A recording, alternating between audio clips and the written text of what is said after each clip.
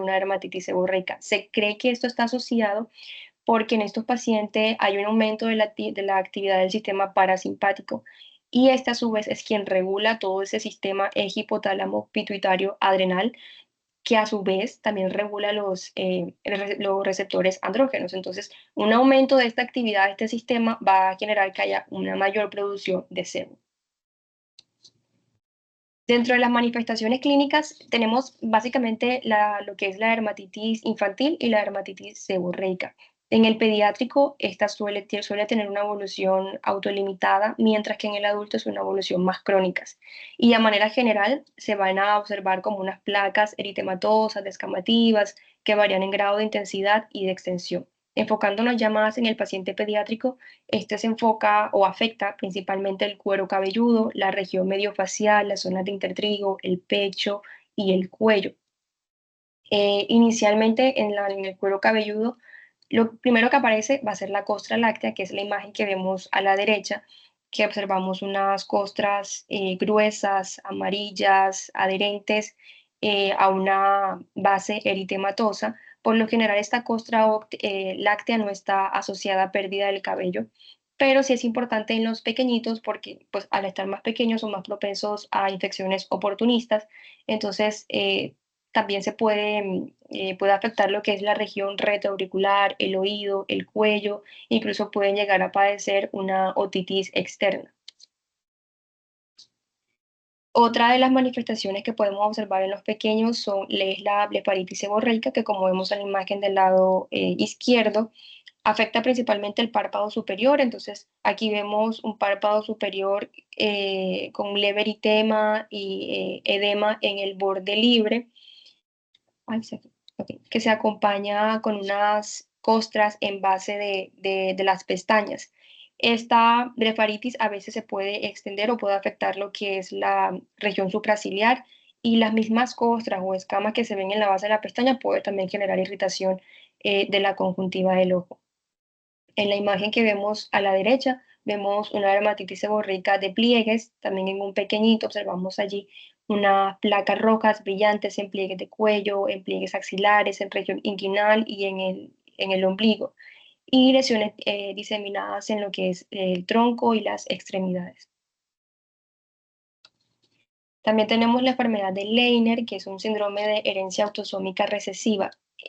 Bueno, en esta enfermedad es una enfermedad que cursa con manifestaciones de la dermatitis seborreica, pero ya en una forma mucho más grave, que afecta a lactantes entre los 2 y 4 meses de vida.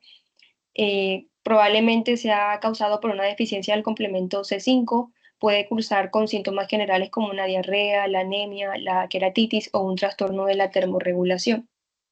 Además, bueno, él se va a observar más que todo como lo vemos en la imagen, en que consiste en unas escamas de fondo eritematoso que afecta tronco y extremidades, como lo vemos acá. Suele iniciar en cuero cabelludo y evoluciona rápidamente a un eritema generalizado, que es ya esta forma mucho más grave, que es también llamado eritrodermia o la eritrodermia de Leiner, que aquí vemos ya unas placas eritematosas, bien delimitadas, en donde se observa mejor ya las costras amarillentas, características de la dermatitis seborreica, que afecta tanto el tronco como las extremidades, zonas intertriginosas y la región de la ingle. Dentro del diagnóstico diferencial, digamos que el diagnóstico eh, más frecuente o el más posible sería la dermatitis atópica, que es como las más frecuentes.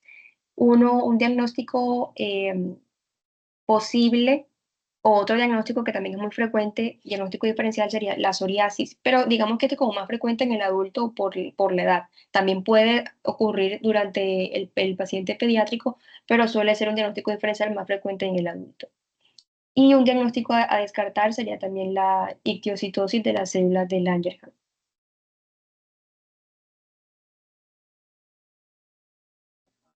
Bueno, buenas noches. Entonces, para darle continuidad a la charla, vamos a hablar de las manifestaciones clínicas de la dermatitis seborreica en el adulto. Entonces, tenemos que es una aparición de finas placas eritematoscamosas en zonas pues, seborreicas. Estas son el cuero cabelludo, la región retroauricular, frente, cejas, la región interciliar, las pestañas, el surco nasogeniano, la región preesternal y la línea media de la espalda. Todas estas pueden estar acompañadas de cierto grado de prurito y aparte de eso, pues también hay una fina descamación difusa. Bueno, entonces acá es como un esquema en donde nos clasificamos como digamos que las características clínicas del paciente adulto. Entonces tenemos a grandes rasgos tres. La primera es la pityriasis simple capitis, que se conoce como la caspa. Se caracteriza por ser una fina descamación difusa o moderada, difusa de leve a moderada. Además de eso, se caracteriza por ser de color blanquecino, puede ser fina o untuosa, y aparte de eso, también puede estar presente en zonas de vello terminal, como lo es la zona de la barba. La segunda es la región centrofacial. Esta se caracteriza por ser simétrica. Digamos que pues tiende a estar en zonas como lo es la frente, los pliegues labiales, la región supraciliar, y ya, y la tercera es la dermatitis seborreica petaloide, que también que se conoce como eczematis desfigurada medio torácica o de Brock. Se caracteriza principalmente por estar en la región del tórax, puede estar preesternal, que son como las localizaciones más frecuentes, o intertriginosa. Se llama así, pues, digamos, por la característica clínica que tiene, pues, por presentarse como un petaloide. Bueno, ya con respecto a la histopatología, entonces contamos con dos fases. La primera es la fase inicial, que se caracteriza por tener un infiltrado inflamatorio. Este puede estar compuesto por polimorfonucleares e histiocitos. Puede haber esponjiosis e hiperplasia epidérmica, y además de eso también puede estar asociada a paraqueratosis alrededor del ostión folicular. Esta es una imagen en donde se evidencia, digamos, fina paraqueratosis con polimorfonucleares que están relacionadas directamente con el folículo piloso. Ya en la fase tardía, digamos que pues, hay marcada hiperplasia soraciforme, hay dilatación de los capilares y de las vénulas de los plexos superficiales. Esto es lo que hace que la dermatitis seborreica a veces tienda a confundirse con la psoriasis. Lo que diferencia, pues digamos que la una de la otra, es que en la dermatitis seborreica puede haber presencia de esponjiosis. Bueno, entonces ya para hablar como tal del diagnóstico, hay tres cosas muy importantes. Lo primero es la clínica del paciente. Lo segundo es hacer una historia clínica muy completa. Y lo tercero es pues el examen físico también, hacer un examen físico muy completo para poder dar con el diagnóstico de una dermatitis seborreica. Entonces, bueno, acá vamos a hablar de los diagnósticos diferenciales. Entonces tenemos, pues digamos que acá traje dos tablitas. Una es digamos que el diagnóstico diferencial en la dermatitis seborreica infantil. Entonces, dependiendo de la localización, pues digamos que nos podemos orientar más hacia unos u otros. Entonces, tenemos en el cuero cabelludo, digamos que acá podría diferenciarse con una psoriasis, una tinea capitis, una osteocitosis de las células de Langerhans. En las áreas de pliegues y en el área del pañal está pues una dermatitis atópica, dermatitis del pañal, una psoriasis invertida, y en la generalizada es la enfermedad de Leiner. Ya para hablar de los diagnósticos diferenciales en el paciente adulto, entonces en el cuero cabelludo podríamos hablar de una psoriasis o de una dermatitis atópica. En áreas seborreicas de la cara podría ser una psoriasa, una rosácea, perdón, un lupus eritematoso discoide, un lupus eritematoso sistémico. En el tronco una pityriasis versicolor o una psoriasis. En plieguis también está otra vez la psoriasis invertida. Y cuando hablamos de una seborreica generalizada, está la eritrodermia, la micosis fungoide y la tinea corporis. Bueno, ya para hablar como tal del tratamiento, acá tenemos un esquema en donde, pues, digamos que lo más importante siempre va a ser conservar la barrera epidérmica del paciente, ya sea con humectación, y también, pues, digamos, mantener un pH neutro del paciente.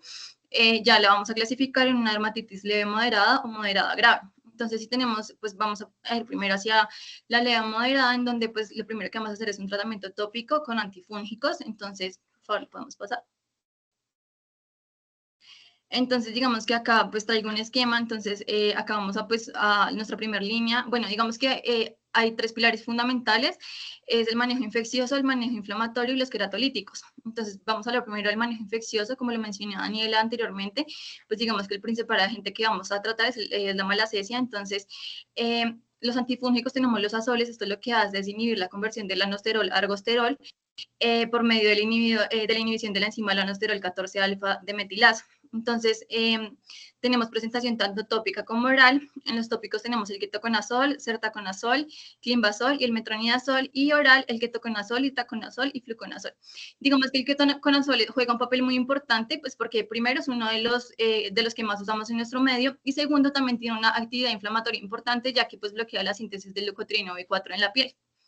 Entonces, pues para tener en cuenta al momento de darle el manejo al paciente con dermatitis seborreica, que no solamente se busca tratar el agente infeccioso, sino que también hay un componente inflamatorio muy importante en nuestros pacientes. Bueno, estas son otras líneas, otras medidas que podemos usar, es el sulfuro de selenio, la ciclopiroxolamina, el piretenato de zinc y la terbinafina, que la terbinafina también está en presentación tanto tópica como oral. Entonces, pues ya dependiendo de nuestro tratamiento, digamos, si el paciente responde o no responde al antifúngico, entonces en el paciente que no tiene mejoría, vamos a tener en cuenta lo que les mencioné anteriormente, tratar el componente inflamatorio y también, pues digamos que adicionar un componente queratolítico. Entonces, podemos continuar con la otra diapositiva, por favor. Entonces, en el inflamatorio, pues contamos con los corticoides. Estos tienen, pues digamos que cuatro componentes importantes. Es pues el antiinflamatorio, antiproliferativo, vasoconstricción, y estos también inhiben la síntesis del ADN, lo cual, pues digamos que evita la proliferación celular y los mediadores, la liberación de mediadores antiinflamatorios. Entonces, pues digamos que acá tenemos corticoides de baja y mediana potencia, está la hidrocortisona, la betametasona, el clobetasol y la desonida. Y también en la parte inflamatoria nos podemos ayudar mucho de, digamos, de los inhibidores de la calcinorina, pues el tacrolimus, que digamos que se puede manejar como para evitar como esas recaídas en los pacientes, como de mantenimiento cuando ya se logra como una adecuada respuesta en los pacientes con dermatitis seborreica. Y ya finalmente, pues vamos a hablar de los queratolíticos. Acá tenemos la urea, el ácido salicílico y el alquitrán de hulla. Entonces, pues digamos que estos también son unas, pues digamos que nos podemos apoyar de ellos, pero pues realmente en la práctica lo que vemos que más nos puede ayudar es la parte, digamos, del tratamiento infeccioso y el tratamiento inflamatorio. Estos ya, digamos que los he visto más cuando esta dermatitis se acompaña como de otras cosas adicionales. Entonces, ya, ese era como el tratamiento y lo que queríamos presentarles el día de hoy de dermatitis seborreica. Listo, perfecto, súper bien. Muy completa la presentación. Y bueno, entonces vamos a hacer como un poco de resumen de lo esencial de la presentación. Entonces, la dermatitis seborreica es una patología que se van a encontrar muy frecuentemente, es una patología que se ve pues muchísimo y realmente la encontramos en todos los grupos etarios. O sea, cualquier paciente de cualquier edad realmente nos puede llegar por una dermatitis seborreica. Y a medicina general también les puede llegar muchísimo con esta consulta y realmente esto es algo que sí podría manejar fácilmente el médico general cuando pues digamos que no es una refractaria o severa. Em, Hay una época muy importante que es la infancia, en la que está esa dermatitis seborreica del lactante, por ejemplo, que está esa costra láctea, que es el niño que nace con esa placa queratósica, amarillenta en la cabeza. Eso importante, no se tiene que quitar, eso se va a ir solo, ¿sí? No falta la mamá que, mejor dicho, va a restregarle la cabeza al niño hasta que se le quite eso. No, o sea, eso se va a ir yendo solo, eso no hay necesidad como de echarle absolutamente nada. Yo he visto personas que le echan cosas naturales, aceites, de todo. No, o sea, eso se va a ir yendo absolutamente solito y no significa que el niño tenga como tal una enfermedad sistémica. Sin embargo, cuando un niño tiene una dermatitis seborreica en la infancia o una costra láctea, sí se ha visto que podría tener como una mayor asociación con que tenga una dermatitis seborreica durante la adolescencia o la adultez. Pero no es como que haya algo para prevenirlo, no, eso simplemente como que se va manejando y se va esperando, pues como un manejo expectante. En cuanto a la fisiopatología, como lo explicaron, esto no es que sea una enfermedad infecciosa y esto es súper importante porque los pacientes, cuando ustedes les digan, no es que les voy a mandar itraconazol o fluconazol, pues les van a decir como, ¿por qué? ¿Acaso tengo una infección por un hongo?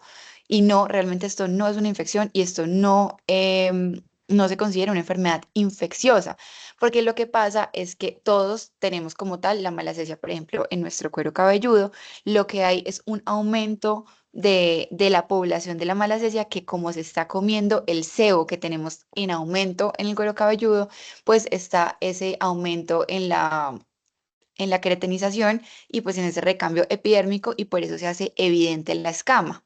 Entonces es súper importante que el paciente entienda que eso no es infeccioso porque van a pensar que entonces se lo van a pegar a la familia, que no se pueden bañar en la misma ducha, que no pueden usar el mismo champú. Entonces eso también es súper importante. Em, es una enfermedad crónica y recidivante. Eso significa que no hay una cura, que ustedes porque les den el itraconazol, el fluconazol, esto no se les va, o sea, les va a quitar por un tiempo, pero esto no significa que ya nunca más les va a volver a dar y lo mismo, eso también es súper importante que se lo expliquen a los pacientes, porque si no el paciente va a decir, no, es que doctor, usted, yo me compré todos los champús, yo hice absolutamente todo lo que usted me dijo y otra vez tengo. Entonces, desde el principio, antes de empezar el tratamiento, decirle y explicarle muy bien al paciente cómo esto va a ir y venir según la época de su vida. Entonces, si usted está estresado, si usted se va a cambia de ciudad, si usted cambia de trabajo, si usted se va por un sitio muy caliente, todos esos factores pueden volverle a exacerbar la dermatitis seborreica. Entonces, hay que enseñarle es a tratar ese tipo de recurrencias y sobre todo a que sepa que es algo normal, o sea, que es como una condición de su piel, más que llamarlo enfermedad, que pues sí es una patología, pero pues digamos que es para no generar como un estigma en el paciente. Y pues ahí mismo cuando uno le dice a un paciente es que tiene caspa, el paciente como que ahí mismo, mejor dicho, se estresa. En cuando uno le dice dermatitis seborreica, como que es una forma un poco menos con estigma de decirle al paciente la patología. En cuanto a la clínica, entonces pues predominantemente va a ser de cuero cabelludo. Hay unas formas muy leves que realmente uno solamente se da cuenta cuando hace fricción en el cuero cabelludo y pues sale como la descamación pitiraciforme. Esa es la clásica descamación pitiraciforme que es oleosa, o sea, se siente como grasosa en el momento en que tú no hace la palpación de la dermatitis seborreica. Y es súper importante que uno, si uno le ve esto en el cuero cabelludo, busque las otras zonas seborreicas. Entonces vaya y busque la cara, la región nasal, interciliar, la concha auricular es un sitio súper frecuente afectado, la región retroauricular. Incluso hay personas que también pues pueden tener en la espalda y pueden tener las eczematíes, que son como lesiones aparte como tal de la dermatitis seborreica que pueden estar en otros sitios, cuando sobre todo es en personas que tienen la dermatitis seborreica terribles, en los pacientes que son VIH positivo, que tienen las eczematíes de la dermatitis seborreica. Entonces, súper importante dejar escrito en la historia clínica, pues en qué partes tiene compromiso por la patología. En cuanto a los diagnósticos diferenciales, son muy importantes, pues porque la dermatitis seborreica es una enfermedad bastante benigna, o sea, esto no va a generar ningún problema en el paciente, pero si esto lo estamos confundiendo con otro tipo de enfermedad, por ejemplo, la psoriasis, que sería, digamos, como la más frecuente, y antes llamaban como una pseudopsoriasis cuando no sabían qué era, pero realmente esto está mandado a recoger y no se recomienda decir una pseudopsoriasis.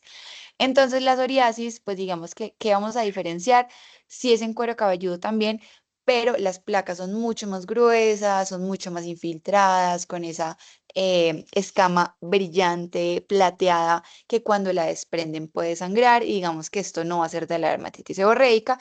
Y también muy frecuentemente nos dicen que uno puede diferenciar la psoriasis porque pasa la línea de implantación pilar. Entonces, ustedes ven que se está yendo más allá de esa infiltración y ese grosor de la placa, uno pensar o sospechar una psoriasis y mejor hacer una biopsia. Digamos que si uno de verdad tiene la duda, no pasa nada, háganle la biopsia porque pues al fin y al cabo es un sitio que tampoco es que se le vaya a notar mucho una cicatriz. En cuanto a los niños, es súper importante el diagnóstico diferencial de la histiocytosis, porque la histiocytosis puede ser mortal para los niños y si es un niño que tiene una dermatitis, o sea, que se cree que tiene una dermatitis seborreica que no mejora con nada o que afecta mucho la cara y el cuero cabelludo, siempre sospechar una histiocytosis. Importante los paraclínicos, entonces si es un paciente que ustedes sospechan, pues digamos que tienen una severidad muy fuerte, uno sospechar que pueda tener una infección por VIH o que tenga otro tipo de comorbilidades, entonces hacer muy bien el interrogatorio de los antecedentes, hacer un perfil metabólico no está de más, una glicemia, una TSH, porque todas estas son cosas que aunque no tengan una asociación directa con la dermatitis seborreica, cualquier como desbalance hormonal podría empeorar la dermatitis seborreica de un paciente. Y ya en cuanto al tratamiento, entonces, usualmente en todas las leves, nosotros lo primero que mandamos es el champú anticaspa, así como comúnmente se conoce. Digamos que el Head and Shoulders, que es el que siempre dicen los pacientes, yo estoy usando este, realmente es un buen champú que si el paciente económicamente solo puede comprar ese, mándenle ese porque ese está bien. Pero digamos que tenemos otros que tienen combinación de diferentes elementos, como lo nombraron en las tablitas, que nos ayudan a disminuir tanto la inflamación, digamos, tenemos champús de clobetasol que podemos utilizar al principio para disminuir la inflamación del paciente, que sobre todo es muy sintomática porque les pica, les arde, les molesta. Y uno puede combinarlo pues con otro tipo de champús, que hay bastantes comerciales, digamos que el más conocido es el ketoconazol al 2%, pero tenemos muchos con otro tipo de elementos que nos ayudan, por ejemplo, a disminuir la cantidad de caspa, literalmente como el grosor. Cuando ustedes ven unas placas muy gruesas, eso solito no se va a ir, toca mandar algún queratolítico, que varios de los champús pues tienen queratolíticos, que son también los que utilizamos en psoriasis.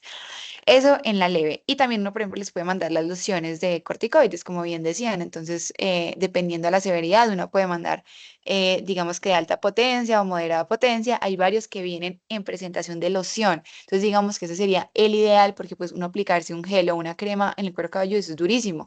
Entonces, sí, idealmente hay unos que vienen como en loción o como en spray para que sea de mayor facilidad en la aplicación. Y digamos que lo mandamos, si está muy gruesa, todas las noches, que lo haga por 15 días o incluso por el mes, o si no está tan grueso, que lo haga 2 veces a la semana. O sea, realmente no hay algo estandarizado en cuanto al tratamiento. Depende mucho del paciente, de la severidad y de la adherencia que uno vea que pueda tener el paciente. Los medicamentos orales, digamos que realmente no se utilizan tanto en la práctica clínica, a no ser que el paciente esté muy severo, y el que más utilizamos es el itraconazol. Recordar que todos los azoles pueden tener dificultad cuando el paciente tiene alteración de la función hepática.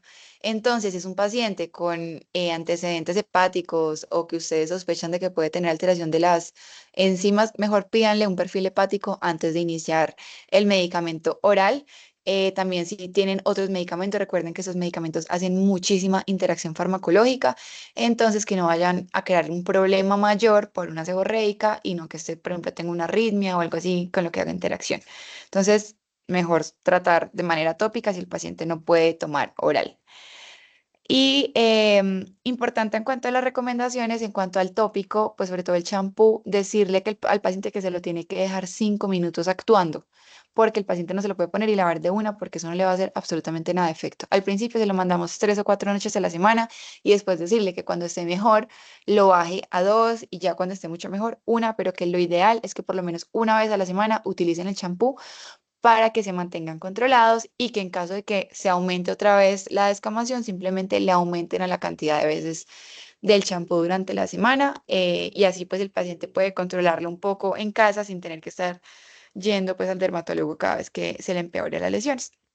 Creo que en general esto pues es lo más importante de la dermatitis seborreica, que se les queden esas cosas. El médico general, como les decía, puede manejar una dermatitis seborreica leve, incluso moderada. Lo más importante es que sepan diagnosticarla o que si tienen una sospecha de un diferencial, mejor mándenla al dermatólogo y no lo traten si creen que es una psoriasis, por ejemplo. Y pues ya, creo que eso sería todo. La presentación estuvo súper completa. Espero que se les hayan quedado como las cosas más importantes. No sé si alguien tenga alguna pregunta.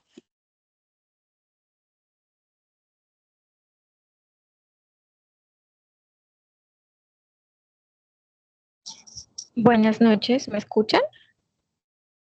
Sí. Sí, ahí te escuchamos. Sí, te escuchamos. Ay, muchas gracias. Pues primero que todo, muchas gracias por la presentación. Me gustaría preguntarles qué consejos prácticos nos podrían dar para ese tema de recuperar la barrera epidérmica y mantener el pH neutro. Y por otra parte, la doctora, perdón, no recuerdo el nombre, Daniela, creo que fue la que habló como de blefaritis seborreica. En este caso, ¿cuál sería el tratamiento de elección? Pues dado que es una zona bastante difícil de tratar y si habría necesidad, por ejemplo, de remitir estos pacientes con el oftalmólogo.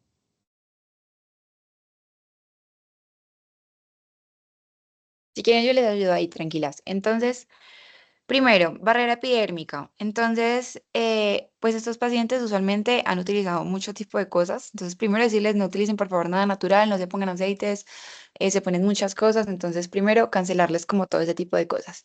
Segundo, utilizar como los champús adecuados son los que nos van a mejorar la microbiota del cuero cabelludo, que es lo que está afectado.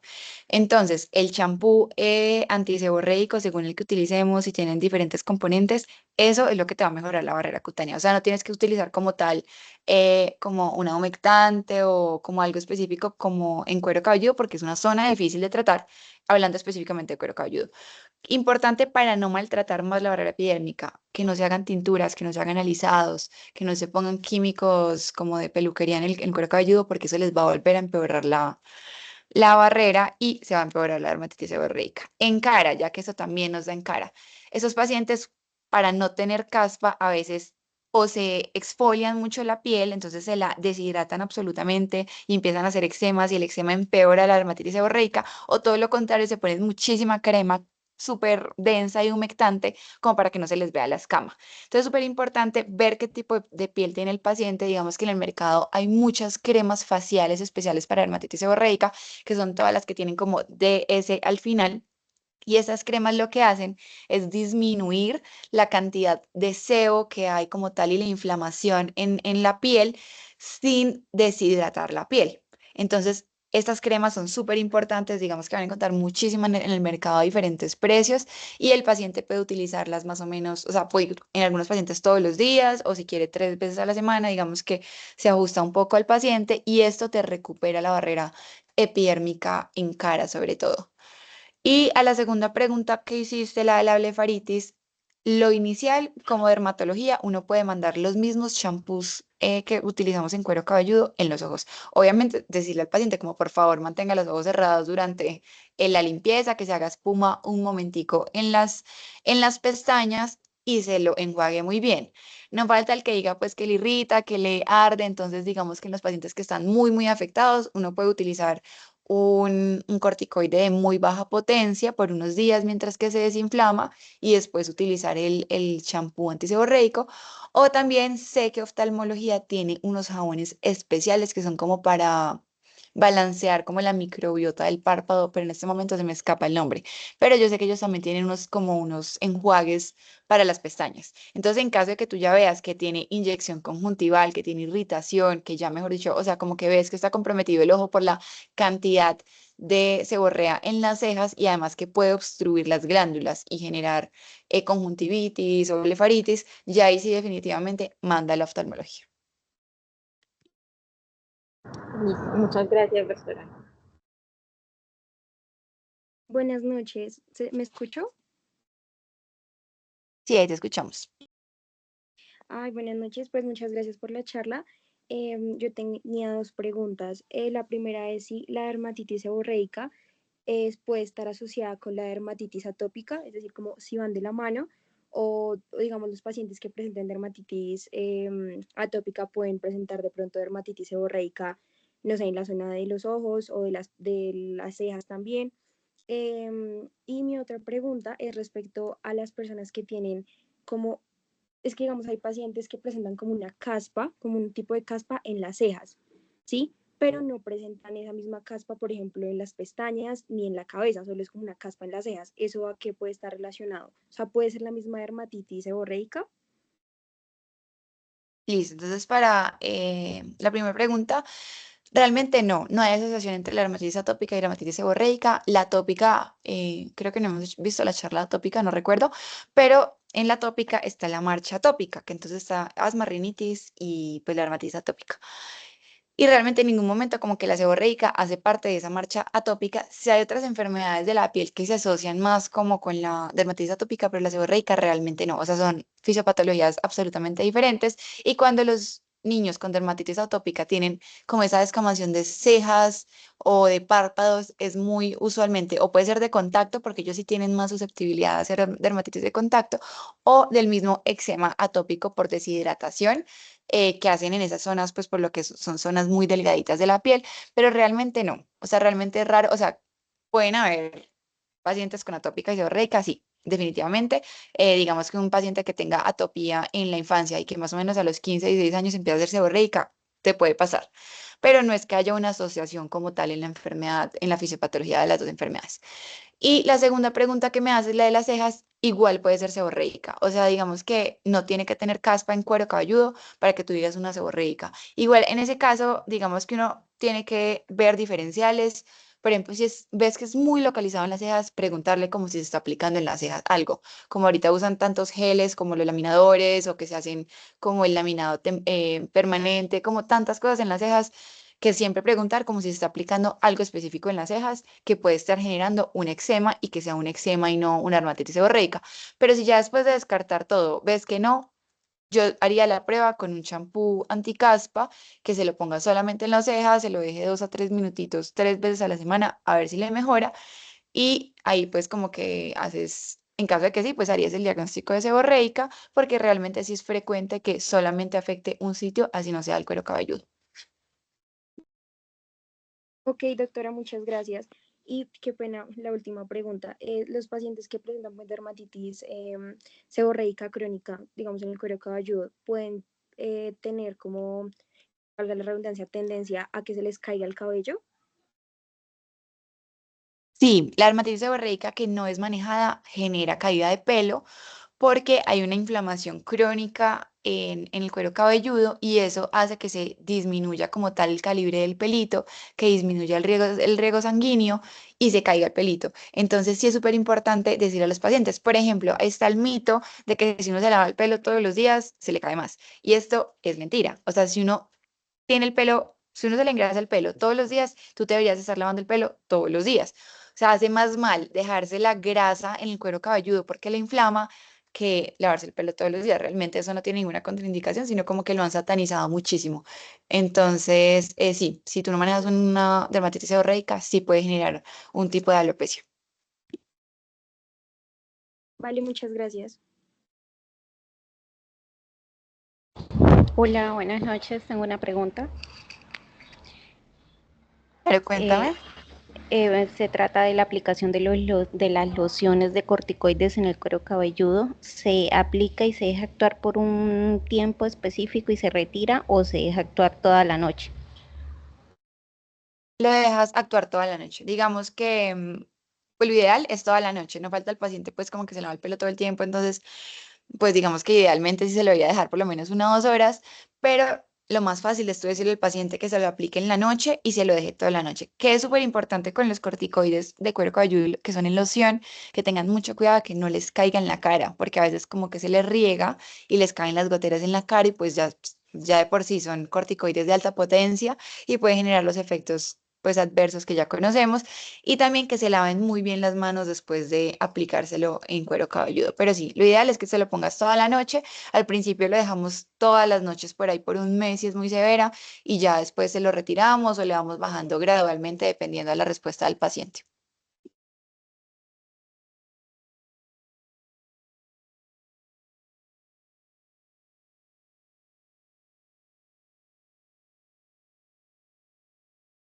Listo, no sé si alguien más tenga preguntas.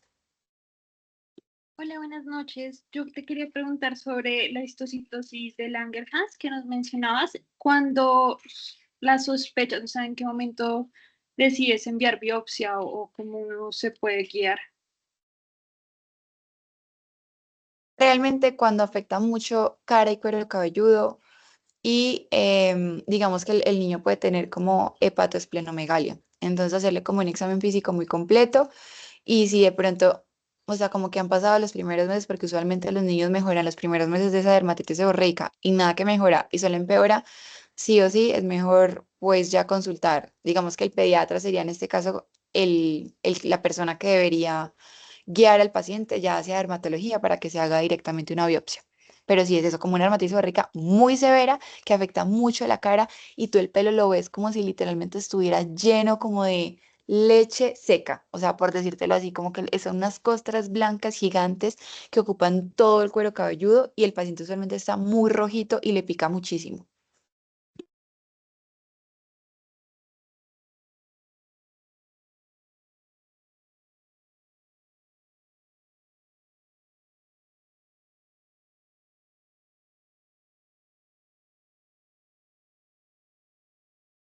Listo, yo creo que ya no hay más preguntas. Entonces, muchas gracias a todos por la participación. La presentación estuvo súper chévere, niñas, las felicito. Y entonces nos vemos ya en una próxima ocasión. Muchas gracias. Gracias, Muchísimas gracias a todos. Gracias. Muchas Chao. gracias. Gracias.